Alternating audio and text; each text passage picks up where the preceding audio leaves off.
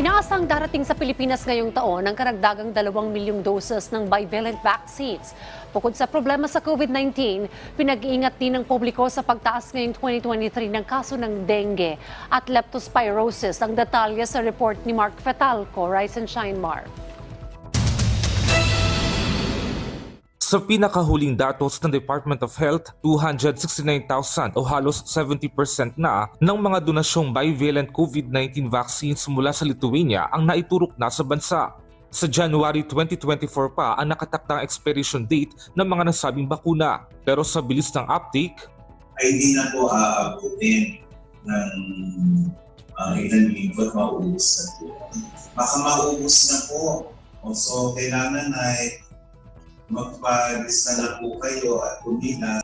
Dahil dito humiling na ang gobyerno sa COVAX ng karagdagan 2 million doses ng bivalent vaccines na inaasahang darating sa bansa ngayong taon. Paglilinaw ng ahensya, maaari nang iturok ang bivalent vaccines bilang first, second o third booster. Pero tanging sa frontline healthcare workers, elderly at immunocompromised at hindi pa sa general population.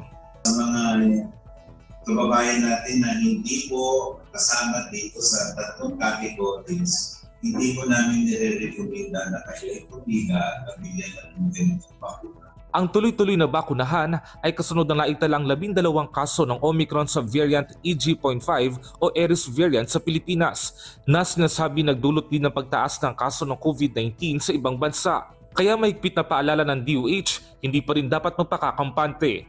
Hindi pa po tapos yung pandemic. Bagamat inalis na po yung public health emergency of international concern sa ating bansa, public health emergency, hindi po ibig sabihin yan ay hindi na tayo mananatiling vigilant. Bukod sa COVID-19, patuloy ring pinag-iingat ng DOH ang publiko laban sa ibang sakit. Mula January hanggang July 15, 2023, umabot na sa mahigit 2,000 ang nagka-leptospirosis sa bansa. Mas mataas sa mahigit 1,300 sa parehong panahon noong nakaraang taon. 4 na rehiyon naman ang binabantayan ng DOH dahil sa pagtaas ng dengue cases, kabila ang Calabarzon, Mimaropa, Davao Region at Sac-Sargent. Mark Fetalco para sa Morning Show ng Bayan, Rise and Shine Pilipinas.